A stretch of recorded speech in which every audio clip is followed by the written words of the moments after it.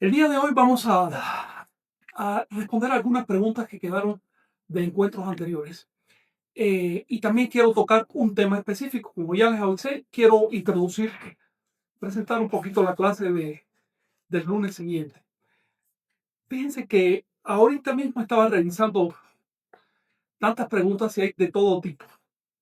Estoy tratando de escoger las que tienen que ver con el tema de la invasión, porque ese fue el encuentro del lunes pasado. Pero hay otras preguntas que están muy buenas y que merecen. Les agradezco que me hagan ese tipo de preguntas y reflexiones porque encuentro nuevas ópticas. De pronto se abren ideas, ¿no? Y voy a tratar de responder como pueda, porque luego hay cosas que no están desarrolladas, cosas que no sé. Fíjense que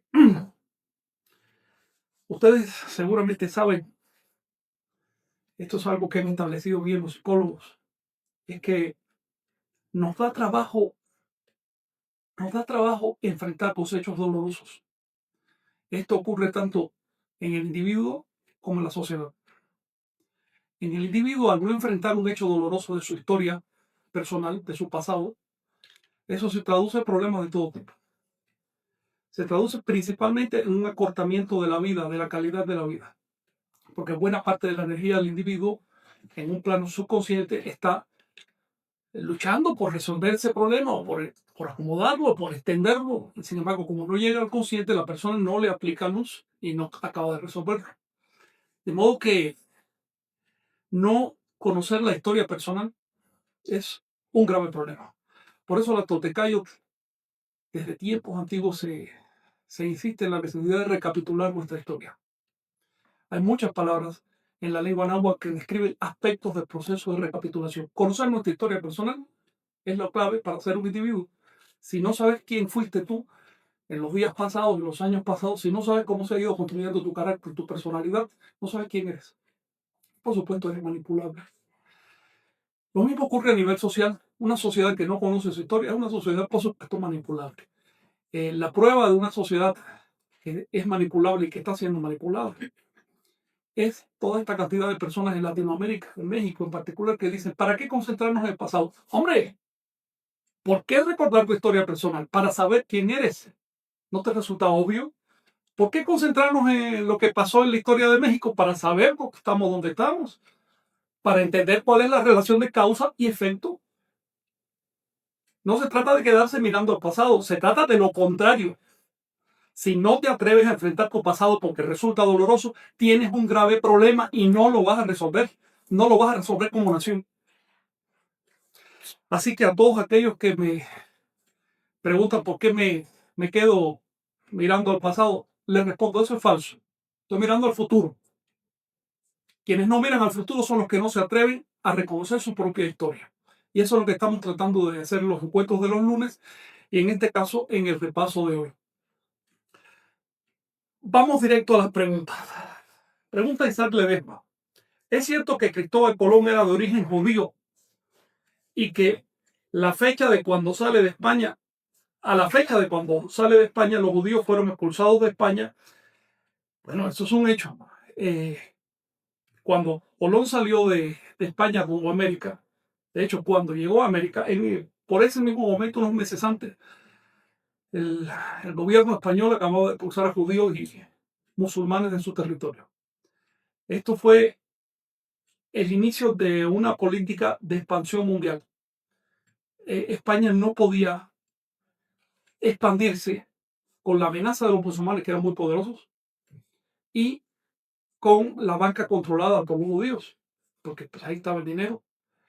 De manera que para poder cohesionarse como nación, acuérdate que España es un montón de naciones diferentes que se cohesionaron y que no se cohesionaron muy bien, todavía hay separatismo allá, pues necesitaban elementos que motivaran a las masas. Uno de ellos fue promover viajes al exterior, encontrar nuevas tierras, encontrar colonias. España inició el periodo de la colonización moderna, es decir, las formas nuevas de colonización. Eso empezó con España, España y Portugal.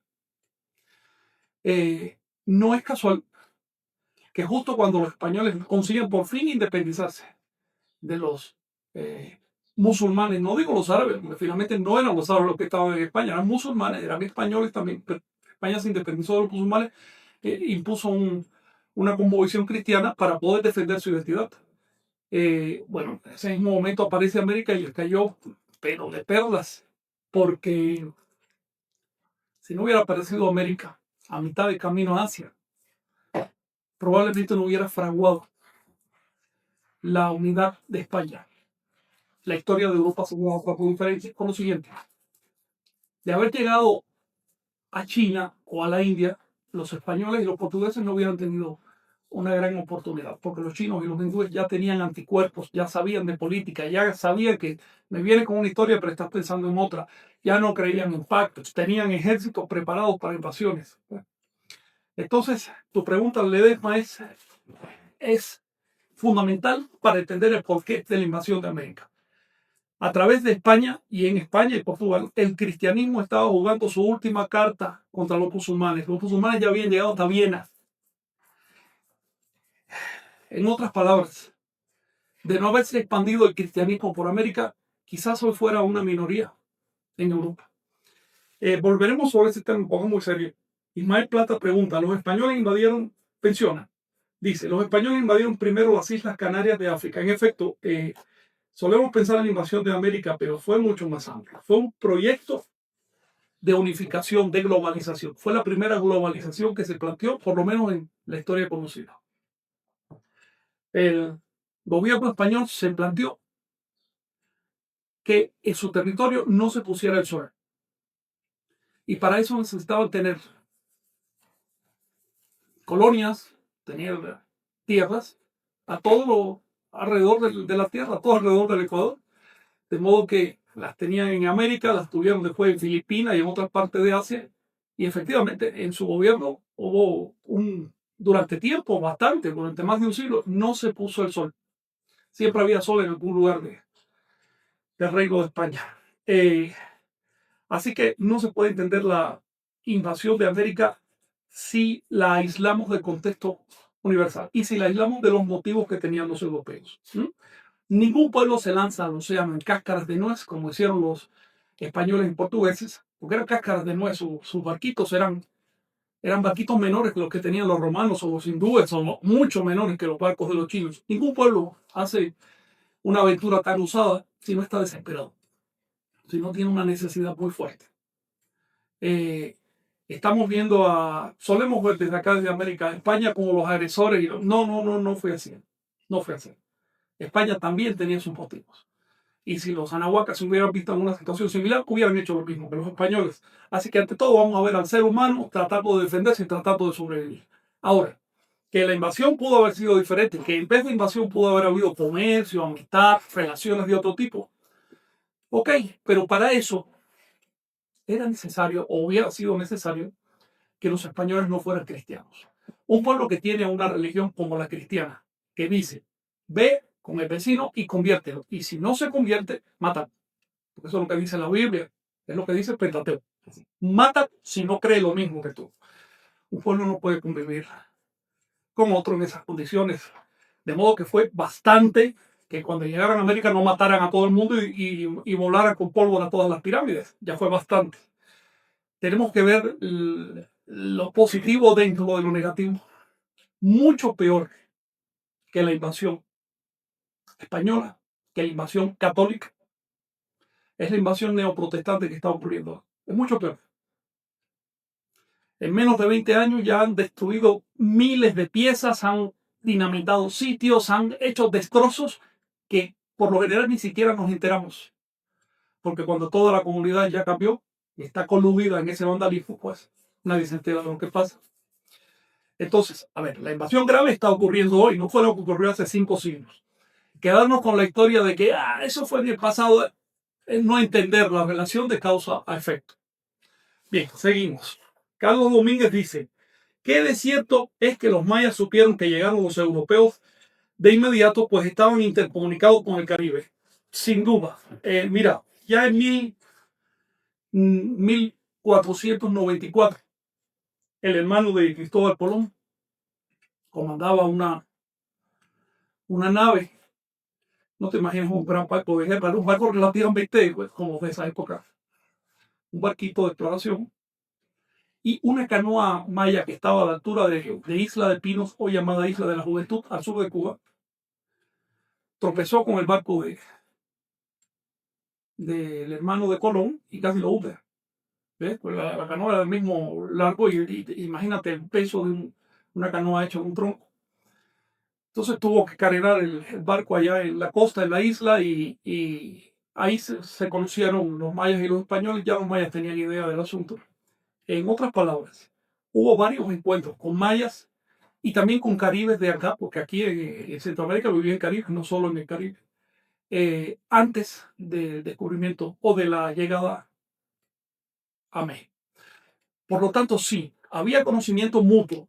Tanto los de acá sabían que estaban los españoles en el Caribe, como los españoles sabían perfectamente que aquí había estados y demás. De hecho, cuando llegaron a Cuba, cuando Colón llegó a Cuba en 1492, les preguntó a los nativos: ¿ustedes de quién son deudores? Es decir, ¿a quién le paga tributo? Ellos dijeron Culúa, Culúa. Culúa era el nombre que le daban a todo el Anáhuac. Culúa es lo mismo que decir Culhuacán. Es el nombre que le daban a la Anáhuac. Y señalaban para allá, para el oeste. Sin embargo, debido a que había muy pocos españoles, no se atrevían a hacer un esfuerzo de invasión. Cortés lo tuvo que hacer de manera, eh, digamos, sin permiso, de manera ilegal. Incluso buscó un juicio por eso. Porque realmente tenían pocas fuerzas y sabían que aquí había estados grandes. Por otro lado, recuerda que no solo los mayas y demás anahuacas sabían de la presencia hispánica o de la presencia de extranjeros en el Caribe por el hecho de que tenían un cierto comercio y mantenían una cierta supervisión, sino que también sus profecías decían que iban a entrar invasores del otro lado del mundo, así lo decían las profecías, más o menos por esa fecha. Así que estaban predispuestos a un fenómeno de este tipo. Luego, la expectativa que tenían era enorme, porque para ellos no era solo la novedad de encontrar gente rara en tus tierras, sino también que se cumpliera de una manera tan espectacular la profecía. Además, la profecía era muy negativa, decía que iba a haber un gran problema. Eso lo trataremos en otro encuentro. Y Barbosa, a tu criterio, ¿cómo manejó la situación Moctezuma como vidente, tolteca y como gobernante? Aclaremos algo primero.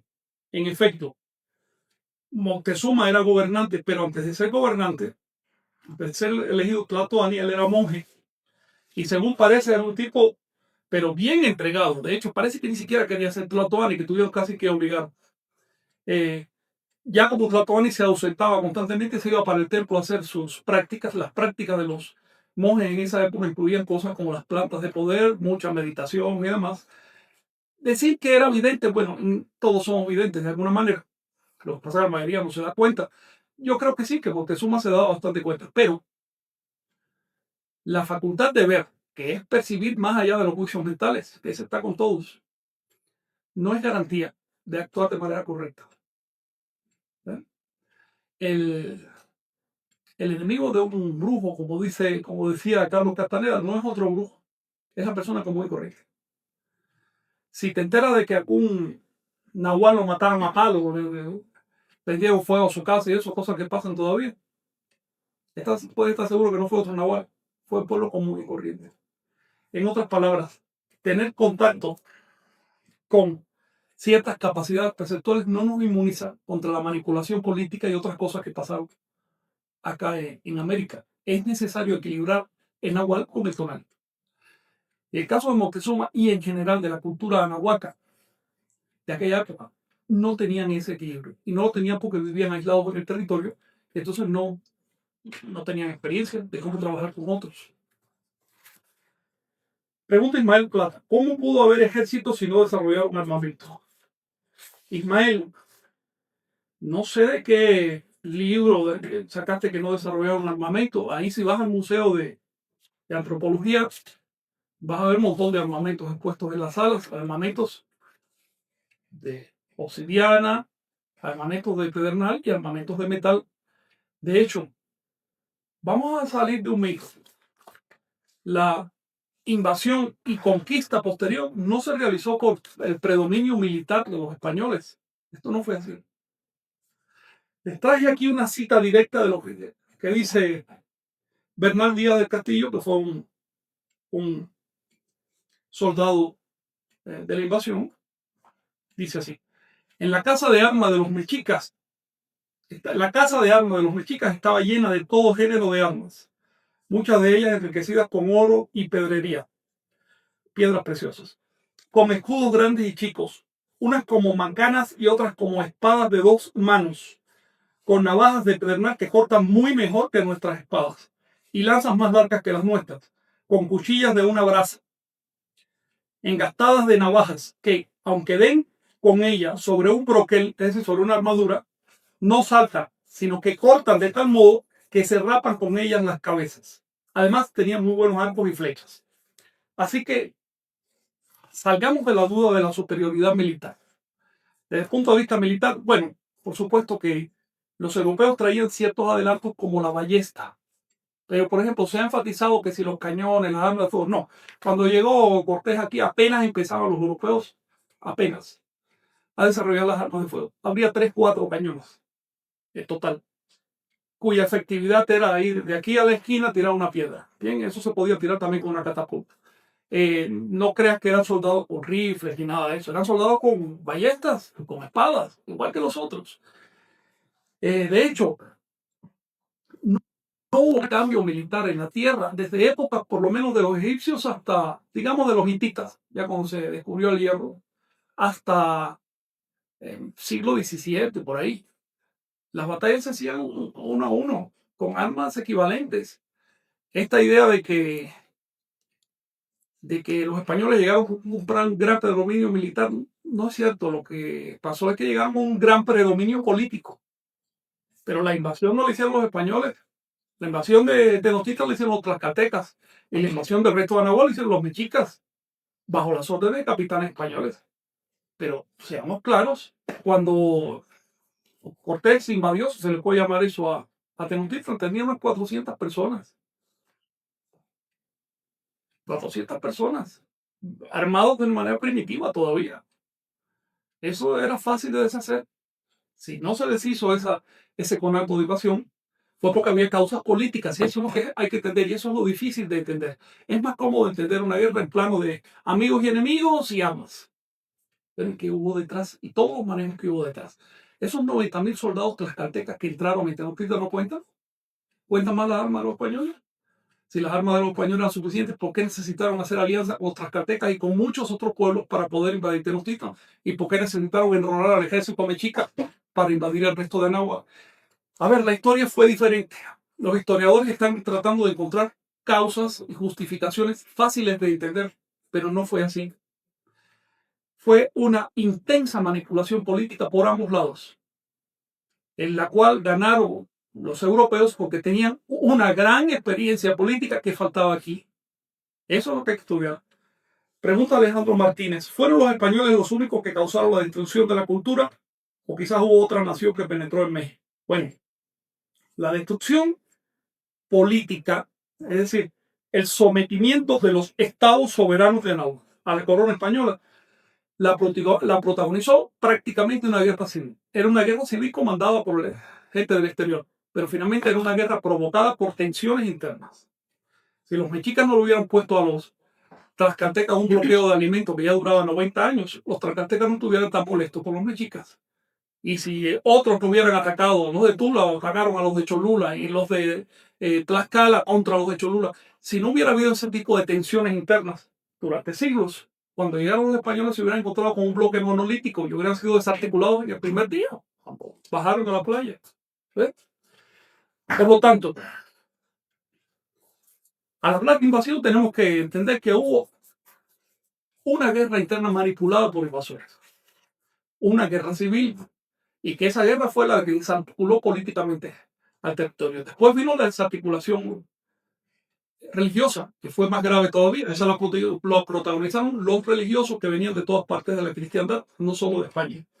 Ahora, los que intervinieron primeramente así fueron España y Portugal. Después se juntaron otros países para tratar de agarrar migajas, pero ya no participaron en las guerras, en las primeras guerras, porque ya no hacía falta. Los estados nativos americanos estaban sometidos.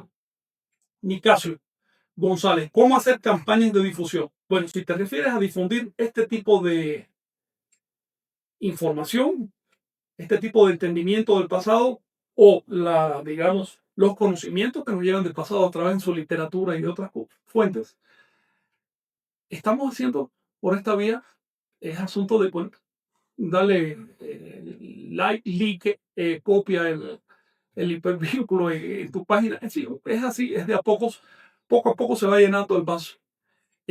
Si está calculado, esto es un hecho social, si un 10% de una sociedad está vivamente interesada en un tema, puede más ese interés que el desinterés del otro 90%. Por lo tanto, lo que un 10% de personas compran ideológicamente termina imponiéndose. Pregunta Mario Hernández, ¿cómo empezar el cambio? El cambio, si te refieres al cambio en absoluto, al cambio real, al cambio necesario, empieza por uno. Empieza curándose de esa enfermedad que se llama ignorancia. Para evaluar, para comparar. Ignorar en esas condiciones es una enfermedad mental. Así que empieza por uno. Empieza aprendiendo a ser íntegros. Empieza desechando los prejuicios raciales y culturales. Empieza limpiándonos de ideas impuestas desde que nacimos. De ideas que muchas veces no son buenas. De ideas que muchas veces son notorias. Por ejemplo, las ideas de la superioridad de la religión cristiana con respecto a la religión nativa, porque los nativos eran caníbales. Es una tontería. Eso nos lo dicen para justificar saqueo, robo, exterminio. La gente lo repite porque no estudia, no porque haya estudiado el asunto. Cualquiera que estudie se da cuenta que la comunión de los nativos americanos, la comunión de los anahuacas, era tan caníbal como la comunión de los cristianos. Entonces, cualquiera que estudie se da cuenta de ese detalle. Que haya incluso académicos que sigan con esta leyenda negra inventada en la colonia para justificar el exterminio de una civilización, es una vergüenza. Estas personas no deberían ni llamarse académicos, son unos chapuceros, no están haciendo su trabajo. Y sobre eso volveremos. Y les quiero dedicar toda una serie de programas a la leyenda negra de los sacrificios humanos. Rosa Buchón comenta, ¿en qué época los mexicas traicionaron su cultura organizativa y quitaron a la Cihuacóatl, imponiendo su linaje y rompiendo la toltequidad?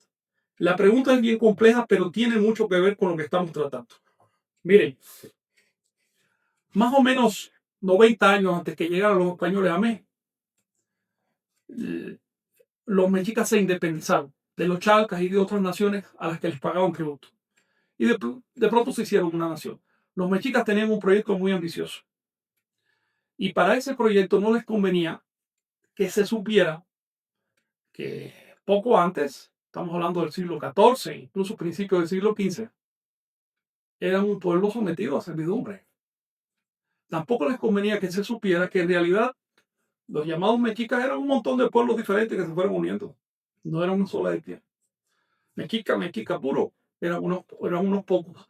No les convenía que se difundiera la voz que los auténticos mexicas que llegaron no hablaban náhuatl, hablaban otra lengua.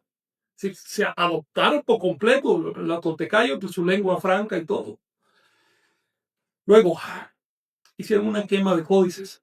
Tlacaele protagonizó una quema de códices con este motivo. Dijo, esos códices tienen muchas mentiras sobre nuestra historia, por eso hay que escribir la historia oficial.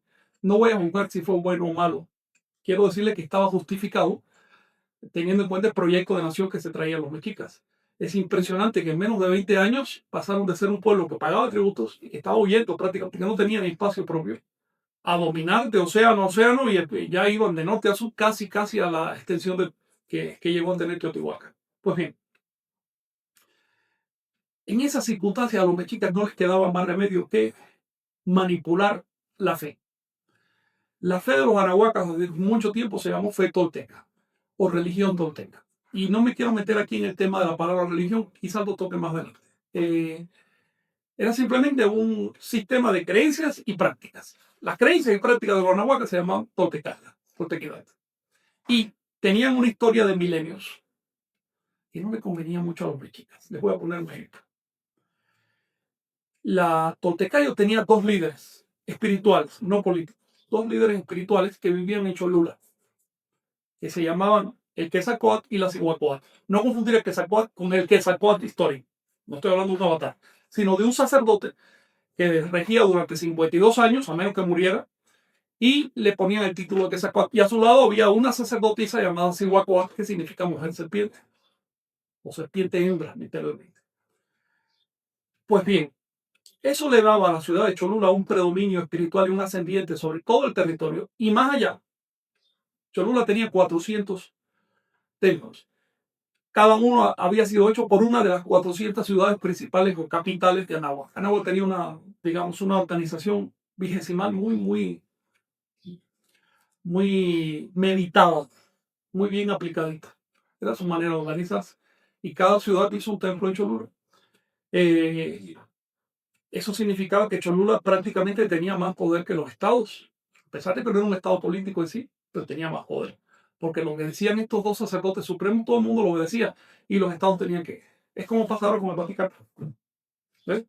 El Vaticano no tiene ejército, o sea, no tiene ningún poder material, pero lo que dice el Papa, oye, se pliegan las grandes naciones de la tierra. Pasaba con Cholula y eso a los mexicas no les gustaba. Entonces, ¿qué hicieron los mexicas? Tomaron la institución de la Cihuacóatl y la trasladaron para Tenochtitlán y ellos determinaron quién iba a ser Cihuacóatl en adelante. De esta manera tenían la mitad del dominio sobre los toltecaitos. La primera Cihuacóatl fue Tlacaele, precisamente. Y digo la primera porque para hacer esto Tlacaele tuvo que cambiar oficialmente de sexo. Entonces, no estoy diciendo que se haya operado ni nada de eso, estoy diciendo que desde el punto de vista oficial se acogió a la comunidad sacerdotal y los sacerdotes dentro de aquella sociedad eran vistos como femeninos. No interpretan como homosexualidad ni tiene nada que ver con el sexo literal, era simplemente un rol social. Entonces, Tlacael fue nombrado mujer serpiente. Por supuesto que a los demás no les gustó, pero tuvieron que aguantarlo porque las chicas tenían mucho poder. Pero ese disgusto fue creciendo.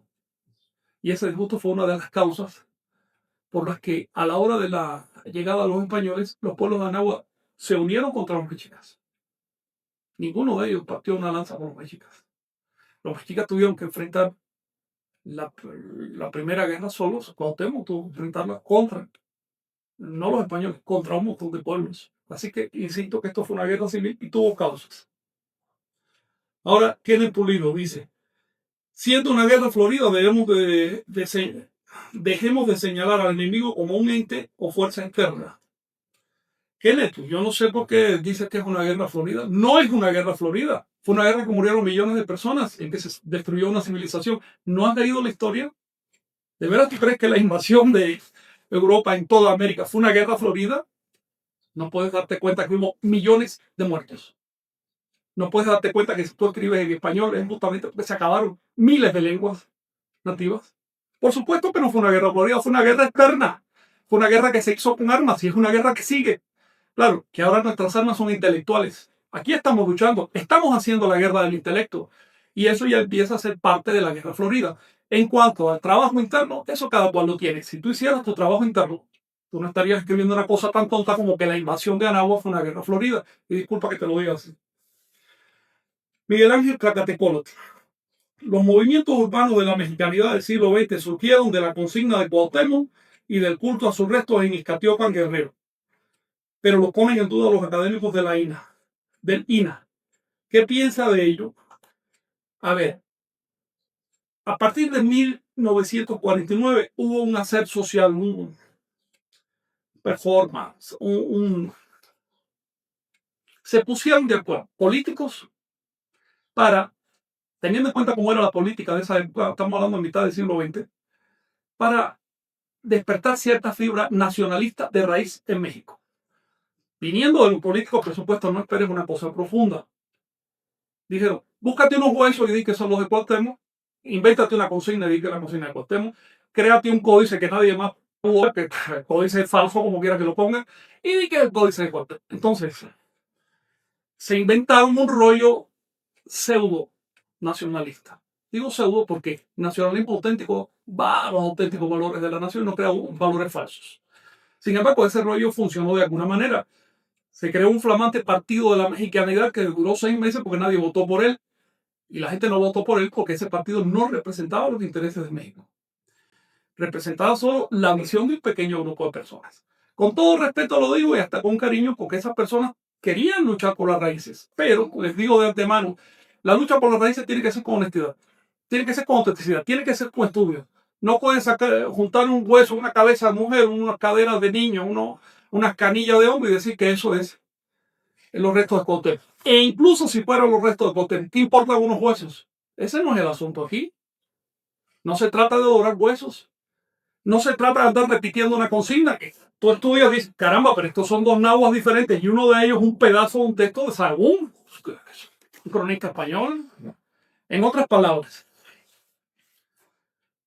la falsificación no lleva a nada. Si queremos rescatar las raíces, si queremos defender a Náhuatl, si queremos un futuro bien cimentado para esta nación y para toda Latinoamérica y para toda América, nosotros tenemos que atrevernos a ser honestos. Así que de ese movimiento de mexicanidad inicial no quedó ni siquiera un libro con valores reales para la nación. No quedó nada que tú puedas decir, oye, que bueno, esto funcionó, esto fue una luz, esto abrió. No se hizo una sola traducción de un texto mexica. Una sola traducción no se hizo. ¿De qué estamos hablando? Yo no es que tenga una opinión sobre el asunto de Cuauhtémoc y Catiopan. Es que simplemente no me gusta la falsificación. Si me equivoco está bien, eso lo entiendo. Pero si es que estoy inventando cosas para que los demás se equivoquen, a ver, eso no está a favor de nada. Bueno, Maestro Sareb dice, ¿qué opina del reencuentro de los descendientes de Cortés y Montezuma? Bueno, mira, todo niño que nace tiene la misma dignidad. Todos los descendientes de todos los seres humanos y animales, además de la Tierra, tienen la misma dignidad. No me parece nada trascendente que se reencuentren descendientes de fulano, de milano, del otro, de más allá. Si este encuentro de descendientes de Cortés y Montezuma produce valores sociales, valores culturales apreciables, entonces qué bueno. Pero yo todavía estoy esperando que produzca valores. No se trata de, yo desciendo de Cortés. ¿Y qué? Cortés era un valiente, pero ¿tú qué has hecho? No, porque yo desciendo de Montezuma, hermano. ¿Y eso qué tiene que ver? El sistema de poder en Anáhuac no era de linaje, no era de generaciones. De hecho, ya era bastante duro que siempre salieron los primos de la familia Montezuma, y eso se estaba viendo raro. El sistema se suponía que era un poder popular. Entonces, mi consejo a todos, no solo a descendientes, no te bases en lo que hicieron tus antepasados. Básate en lo que tú hagas, porque el merecimiento viene de lo que uno hace, no de lo que hicieron los demás.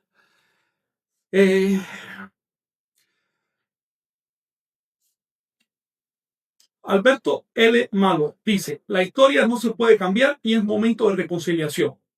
¿Qué hacemos con lo que tenemos el día de hoy? Alberto L. Malo, la historia se puede cambiar, por supuesto.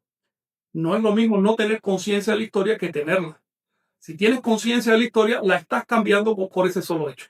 Tú lo que quieres decir es que la historia antigua no se puede cambiar. Error. No existe historia antigua. Vivimos en el presente. Así que la conciencia que tú tengas hoy de las causas de tu presente te permite proyectar efectos en el futuro. En otras palabras, si tú no conoces tu historia, tu futuro va a ser de una manera. Si la conoces, va a ser de otra. Por supuesto que la historia es todo lo que pasa, no solo lo que pasó en el pasado. Historia significa pasado y futuro. Y sí se puede cambiar y se debe cambiar y es lo que estamos haciendo aquí. Este encuentro ya es un cambio. Nada de pasividades. Sean activos frente a la vida. Asúmanse. Pregúntense, ¿por qué estoy yo aquí? ¿Qué me toca hacer? Porque estoy acá. Ya no sé. Todavía no lo sé, pues tengo que investigarlo. Asúmanse o van a morir frustrados. Bueno, dice Fernando Valdés, en los pueblos mijes de Oaxaca a la fecha continúan de manera viva y fuerte adorando a los dioses de antaño. En efecto, los mijes y algunos otros pueblos de Oaxaca, no solo los mijes, mantienen tradiciones muy vivas. Dos observaciones al respecto. Mantener la tradición viva no debe ser motivo para enorgullecerse. Una tradición auténtica es humilde. Una tradición auténtica es creadora. No se trata de seguir repitiendo lo que hicieron los pasados. Los pasados hicieron bien, hicieron mal, hicieron de todo, eran simplemente seres humanos. Hay que estudiar ese conjunto de hechos, escoger lo bueno y basar sobre eso nuestra raíz y proyectarnos al futuro y crear y abrirnos La siguiente observación es esta. Nos contaba en una conferencia Guillermo Marín que llegó a la zona Mije y vio a las afueras del lugar donde donde iba a impartir su conferencia, vio dos grandes bultos de basura. Eso es conquista. Quizás no los conquistaron políticamente, pero la basura sí los conquistó. La lengua del invasor los conquistó. El Dios del invasor los conquistó. Entonces, primero, no dormirse en los laureles, no creer que estamos muy bien. Como dice San Pablo, el que se sienta muy bien, cuídese doble. Eh, la invasión no solo fue militar, y no solo fue política, y no solo fue religiosa, fue una invasión cultural profunda. Y nos manipula de maneras que ni siquiera nos damos cuenta. Les pongo un ejemplo. La leyenda Mije, recuerda, hace actas sin que sacó, pero le llama Con, que quiere decir rey.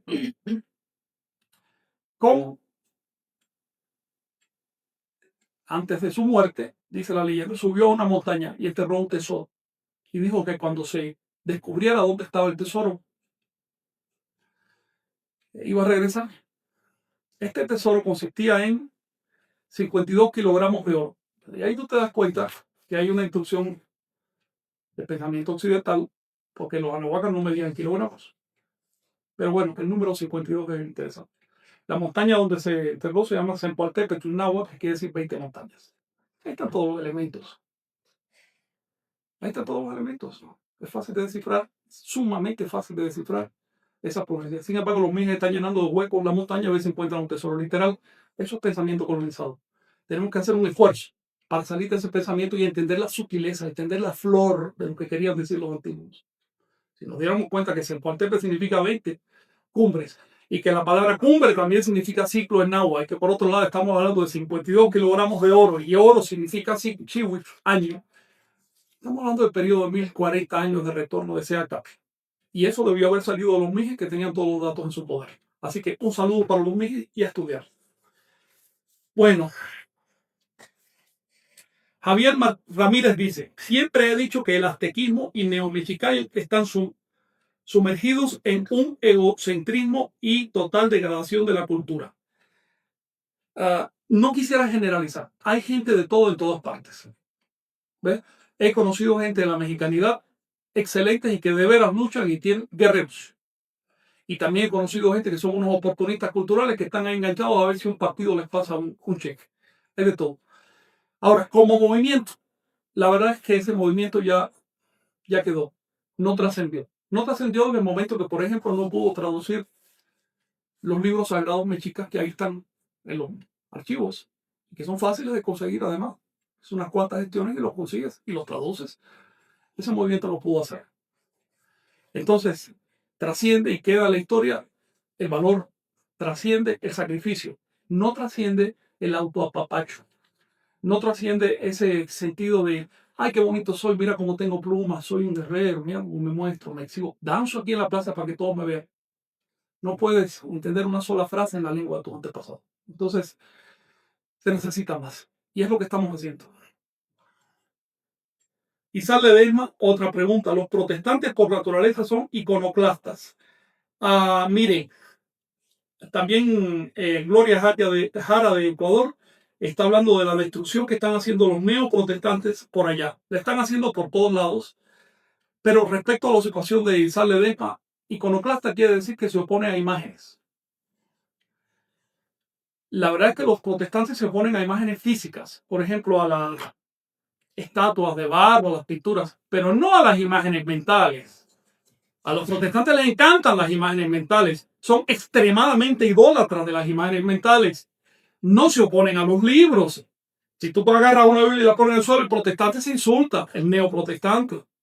Así que idolatran el libro, idolatran el nombre. Ahí tenemos una secta como los testigos de Jehová que son idólatras del nombre de Jehová, que ni siquiera es el nombre auténtico del Dios de los judíos. No estamos hablando del creador del universo, estamos hablando de un Dios tribal del pueblo. Pero es que ni siquiera ese nombre lo pronuncian bien. Y lo idolatran. La idolatría no es solo de objetos de barro. Se puede idolatrar a un artista Se puede idolatrar un líder político, se puede idolatrar una idea, se puede idolatrar un libro, un nombre, un sonido, se puede idolatrar lo que sea. Idolatría es una actitud de darle devoción a lo que no lo merece, a lo que no merece devoción. Así que, y eso está ocurriendo, es mucho más idolátrica la actitud de los evangélicos que van y destruyen un santuario otomí, como hicieron hace algún tiempo, o de los evangélicos que van y le echan ácido de una cabeza a Olmeca. Esa actitud es mucho más idolátrica que la de aquellos que construyeron el santuario por las cabezas. En el México antiguo había una solución salomónica, sabia, para lidiar con la tendencia humana a idolatrar los objetos. La solución fue esta. Está bien, aquella cultura permitía que hicieras estatuas de dioses, de conceptos, de héroes, de lo que te dé la gana. Puedes hacer las estatuas que quieras. Las calles estaban llenas de murales. Pero a los 52 años se renueva. Para que la gente no se mantuviera apegada a la forma física y tratara de entender el lenguaje, el mensaje espiritual. Eso es lo contrario de lo que está pasando hoy. Por ejemplo, tenemos en el Tepeyac una manta que se supone que tiene casi 500 años, con una imagen que evoca cosas muy divinas y muy buenas. La tierra, María. Bueno. Oye, pero la gente que va a ofrendar a María allá en Tepeyac va por la manta, no va por la tierra. Si fueran por la tierra no irían dejando basura por el camino. Y tenemos que ese enfoque idólatra de los cristianos ha contaminado ahora también la tradición.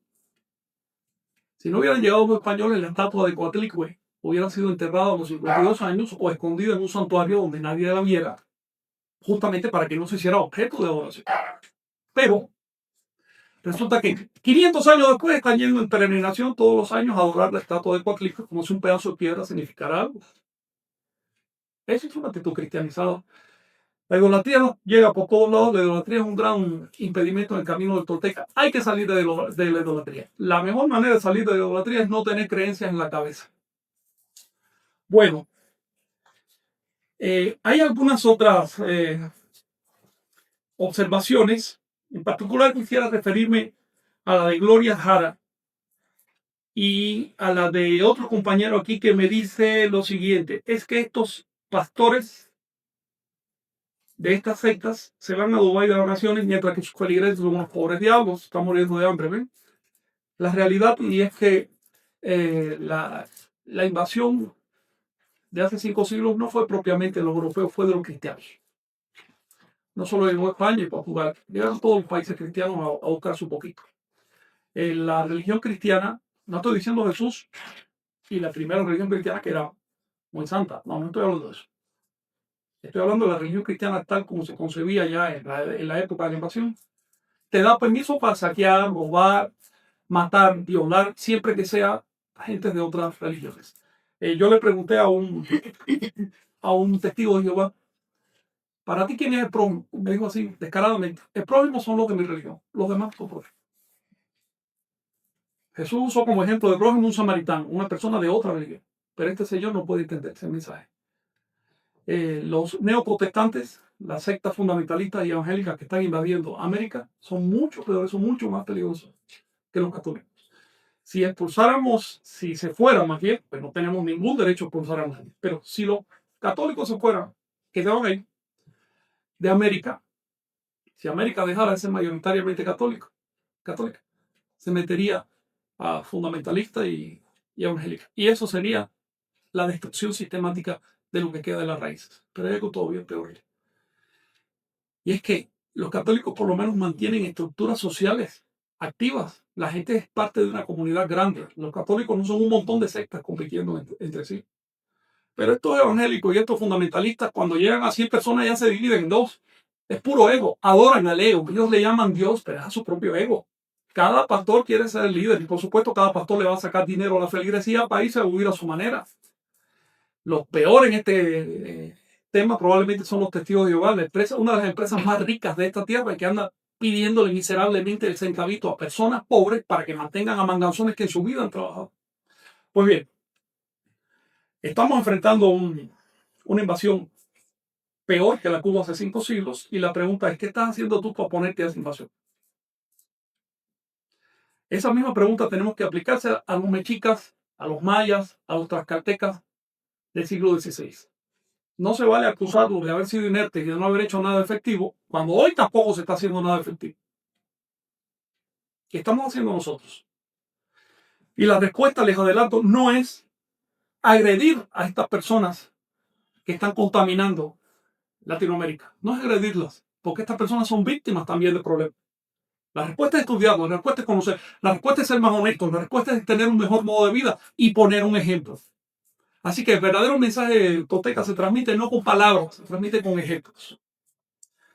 Una cuestión de Úrsula Quetzalcoatl dice: todas las civilizaciones antiguas tenían un desarrollo espiritual donde lo que hoy es ciencia y religión estaban juntos. En efecto, Úrsula, hoy la palabra religión se aplica a un grupo de personas que tienen unas creencias determinadas. Decimos, eso es una religión. Por ejemplo, los adventistas son una religión, los católicos son una religión. Ese es un uso distorsionado del concepto. Religión significa originalmente, viene de religar, es reunificar. Y es reunificar al ser humano con su divinidad. La divinidad se puede entender como un fantasma, como un espíritu en el cielo, o se puede entender como un ideal de nobleza, como en el caso del budismo. Buda es una persona, no es un dios, pero es un ideal. O como un ideal de acción, como en el caso de la Toltecayot, que los grandes profetas de que sacó fueron elevados a categorías de dioses. Se puede entender de muchas maneras la divinidad. Si tratas de religarte, de reunificarte con esa divinidad, de ser uno con esas ideas, estás en un proceso religioso. Claro, como la palabra religión se ha distorsionado, es equivocada.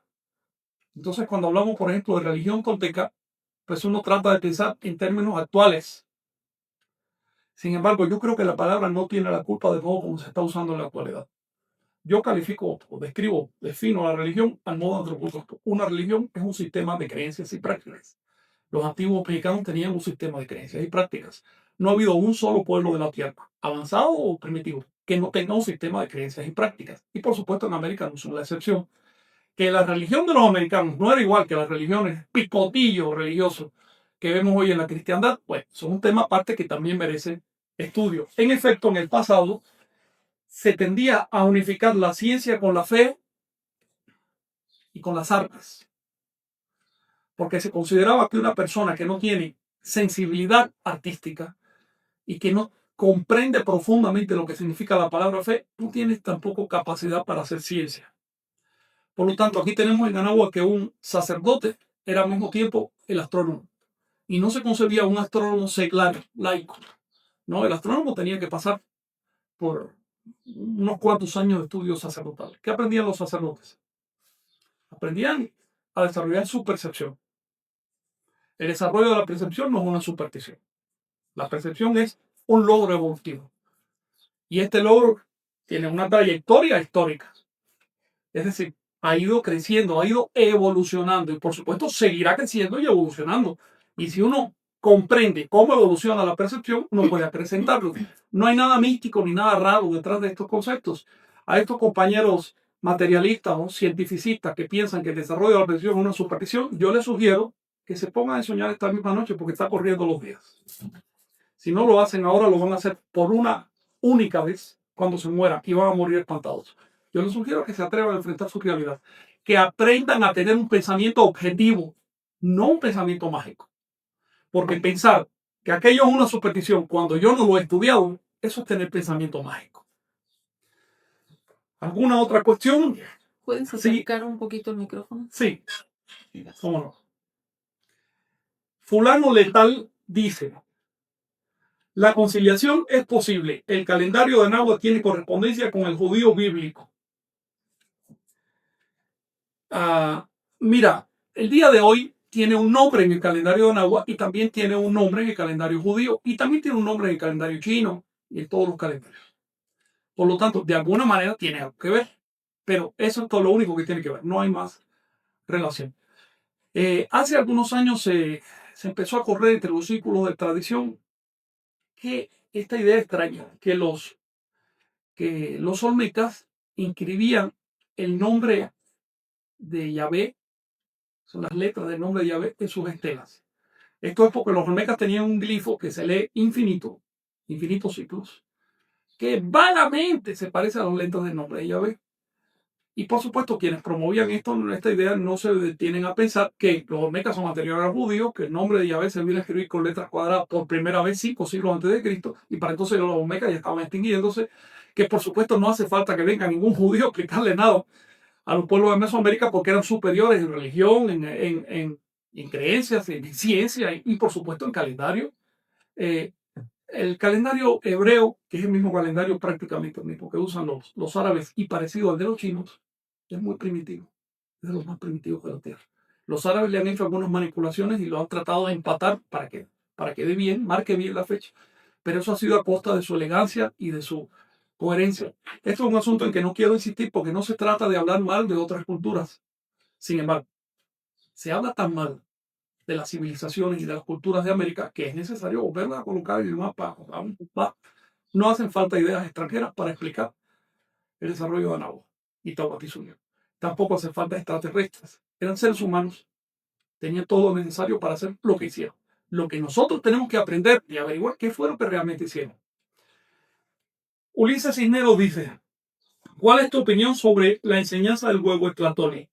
Mira, aquí ya se trata de un tema muy diferente a la invasión, pero vale la pena tomarlo en cuenta. Porque la invasión no solo destruyó a los estados de Anáhuac, sino sobre todo destruyó la cultura. Así que lo primero que hicieron los invasores fue reunir a los intelectuales y matarlos. Después de eso hicieron quemas de libros, fueron casa por casa buscando libros. Personas que tenían un códice o algo así guardado los mutilaban o a veces hasta los mataron en juicios. Y por supuesto quemaron los libros. Sin embargo, como unos 40 años después de la invasión, unos quizás 30 años después, hubo algunos cronistas, tanto nativos como europeos, que empezaron a apuntar todo eso con letras latinas, pero en lenguas originales. Por ejemplo, Sahagún y Olmos anotaron mucho Huevo Tlatoani en náhuatl. Y de esa manera se salvó esa literatura, o por lo menos buena parte de ella. Los Huehuetlatoani son unos sermones con contenido sapiencial, es decir, que enseñan a elevar la vida, sermones de sabiduría. Son de origen muy antiguo. Ya les mencioné una vez que la recensión, es decir, la edición que tenemos en nuestras manos hoy, parece que tuvo su origen en Tula, pero está transcrito al náhuatl clásico, así que fue transcrito por los mexicas, pero sin hacer mención de ciertas ideas características de los mexicas. Así que es un documento diferente de los mexicas. Es una de las cosas que hay que traducir por completo y publicar. Es difícil, es un libro largo. Yo tengo 600 páginas ya de traducción de los Huehuetlatoani y creo que todavía no voy ni por 2/3 partes. Entonces, pues son trabajos difíciles de hacer. Ha habido varios intentos de traducción, les voy a decir, pero hay un detalle. Si el traductor es un nahuablante nativo que no maneja el náhuatl clásico, va a perder la mitad de los significados. Y si es un académico que no maneja el nahualismo, no va a entender ninguna metáfora. Entonces, para traducir estos textos sagrados a náhuatl, tiene que conocer. Bueno, pregunta maestro Sarep. ¿Huitzilopochtli existió como persona bajo una energía o es una energía de la naturaleza? Huitzilopochtli es un título. Es como decir Cristo. Cristo existió como persona. Cristo es un título, que es como decir Buda, Zoroastro. Quienes existieron fueron individuos con otro nombre. Jesús, Pitama, Siddhartha. El nombre del individuo que llevaba ese título, ese espíritu de Huitzilopochtli era Tenoch.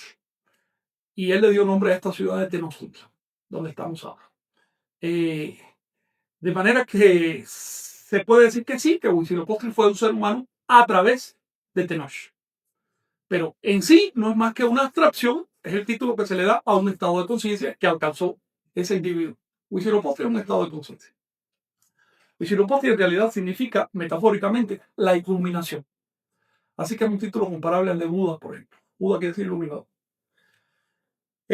Juan Luis dice, entonces no había ningún concepto de ateísmo. Bueno, ateísmo es un concepto desarrollado por los cristianos para calificar a quienes no creen en nada, e incorporado por quienes no creen sin darse cuenta que con ello además están incorporando las definiciones cristianas del mundo. Yo me he encontrado con un montón de ateos que se consideran ateos por el hecho de que creen que Dios no existe. Eso es una creencia. es una creencia como cualquier otra. Yo creo que esa piedra habla, yo creo que pasó tal cosa, yo creo que Dios no existe, son creencias. Pero en este caso es una creencia falsa, porque si Dios no existiera, no hablaríamos de Dios, no existiría la palabra. Dios existe, existe la mente humana y tiene mucho poder, tiene tanto poder que lleva miles de años asesinando personas. Dios es el ser que más personas ha asesinado a través de la historia. Eso se puede comprobar. Cada cultura teísta ha asesinado a millones de personas en nombre de Dios. Por supuesto que Dios existe, existe aquí, es una idea bien enquistada que ha agarrado poder. Definirse como ateo por el hecho de que crees que Dios no existe es fallarle a la lógica y fallarle a los hechos. Es muy diferente tener ese tipo de creencia a no creer en nada. No creer en nada es una cosa aparte, es tener limpieza mental, es higiene mental. ¿Bien? ¿Qué pasaba en Anáhuac? En Anáhuac no eran teístas. Si no hay teísmo, tampoco podemos decir que había ateísmo, porque para que haya ateísmo tú tienes necesidad de negar el teísmo. Ateo es el que niega el teísmo. ¿Ves? Y no había teísmo. En Anáhuac había prácticas de conciencia. La mayoría de los adultos cuerdos habían, por lo menos una vez en su vida, habían tenido cierto tipo de prácticas. Y esas prácticas te permiten ver la realidad con objetividad. Cuando tú ves las cosas, sabes. Si sabes, ya no tienes que creer. Así que una persona que sabe no cree. Los anahuacas no creían en Dios porque sabían cómo funciona el mundo. Con esto no estoy diciendo que no hubieran en Anáhuac personas supersticiosas con creencias comunes y corrientes como las que existen hoy. Era una sociedad compleja, había de todo. No hay que idealizar a los anahuacas. Moisés Lara pregunta, ¿qué veracidad tienen las investigaciones de la maestra Eulalia Guzmán? Mira, yo no quiero calificar la investigación de Eulalia porque se vio apretada entre intereses políticos y su integridad como investigadora. Vivió una época difícil. Tenía que responder a las necesidades del momento, pero al mismo tiempo tenía que ser íntegra. Yo creo que hizo lo posible, dada su época y dado los conocimientos que se tenían en esa época. Ella claramente dijo que no estaba de acuerdo con la manipulación de todo este show de Cuauhtémoc. Les quiero decir, ya que lo menciono otra vez, que reducir la invasión a la guerra de Cuauhtémoc es como reducir 10.000 años de historia de Anáhuac a los pechicas. Es meter lo grande en lo pequeño. La invasión fue mucho más compleja. La invasión, de hecho, no empezó por aquí, empezó por la zona maya, empezó con otras personas que también tenían nombre y apellido. Hubo guerras de todo tipo, no solo la de Cuauhtémoc. Al respecto, quiero referirme dentro de un momentito, ya para terminar. Pregunta a Enrique Elde, ¿cómo habría sido la música de Anáhuac? No tengo la menor idea. Sospecho que era parecida a la andina. Estoy casi seguro que no era como lo que hoy circula con el nombre de música anahuaca o música prehispánica. Estoy casi seguro de eso. Pero como yo no sé de música, prefiero no hablar más del asunto. Y voy a referirme a esta reflexión de Moisés Lara respecto a Eulalia Guzmán. Mire,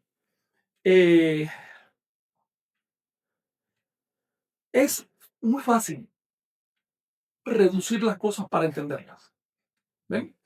Si hay una complejidad, que hay miles de datos, miles de cosas, no es fácil separar eso, hacer una dualidad y decir bueno y malo, blanco y negro, día y noche. Eso es muy fácil.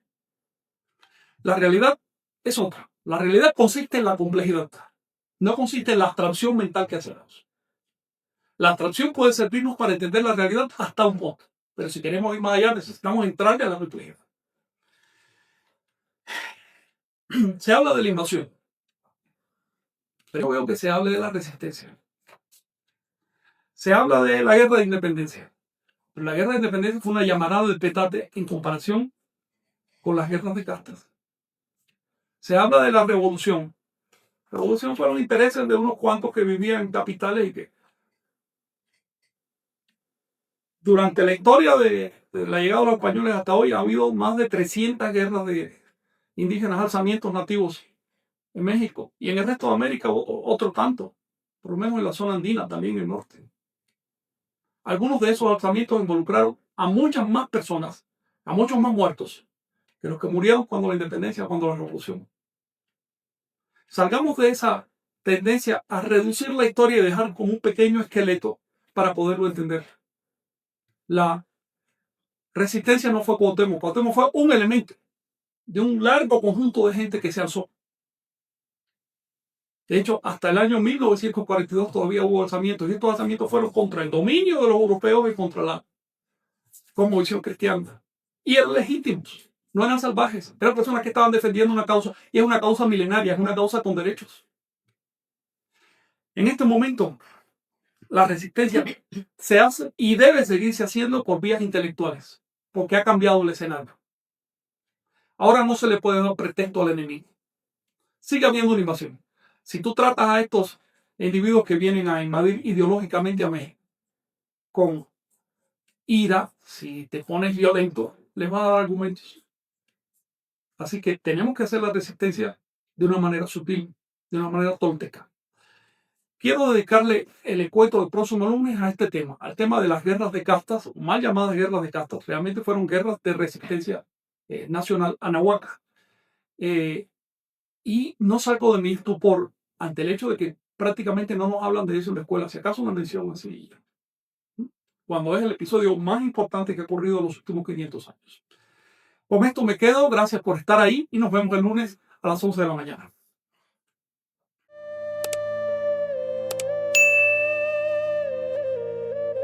Suscríbete y activa la campanita para recibir las notificaciones. Así no te perderás ningún video.